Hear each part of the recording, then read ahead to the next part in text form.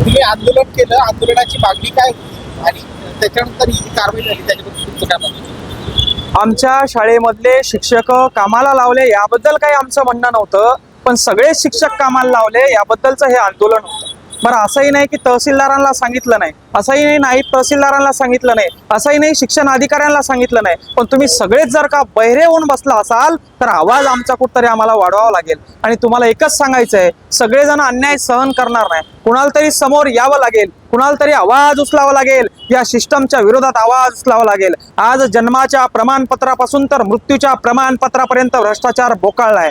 या अधिकाऱ्यांना मी बोललेले एवढं जर का झोंबलं असेल तर स्वतःची वर्दी बाजूला ठेवून एखाद्या तहसील कार्यालयामधून एका दिवसामध्ये तुमचा अर्ज मंजूर करून आणावा किंवा तुमचा एखादा विनंती अर्ज रस्त्याचा मंजूर करून दाखवावा. तेव्हा सांगेल की शासन प्रशासन व्यवस्थित काम करतंय म्हणून.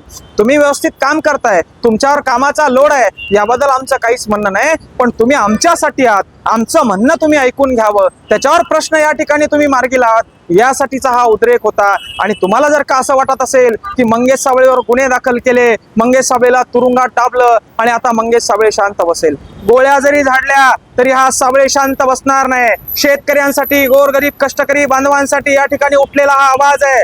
माझ्या वावरातून समृद्धी महामार्ग जाणार आहे आणि 100-150 एकर जमीन मला घ्यायची आहे म्हणून राजकीय पुढाऱ्यासारखा आवाज हा नव्हता, किंवा मला एखादं टेंडर पाहिजे, एखाद्या संरक्षण भिंतीचं, एखाद्या रस्त्याचं टेंडर पाहिजे म्हणून हा आवाज नव्हता. माझ्या लेकरांच्या शिक्षणाच्या भविष्यासाठी हा आवाज होता. आणि तुम्ही आम्हाला फुकटची रेवडी देऊ नका, तुम्ही आम्हाला फुकटचं ज्ञान वाटू नका, पण आमच्या लेकरांना व्यवस्थित शिक्षण सिस्टम द्या, शिक्षणचा बोजवारा वाजवू नका. त्यासाठी उठलेला हा आवाज होता, त्यासाठी उठलेला हा उद्रेक होता, एवढंच या ठिकाणी सांगेल.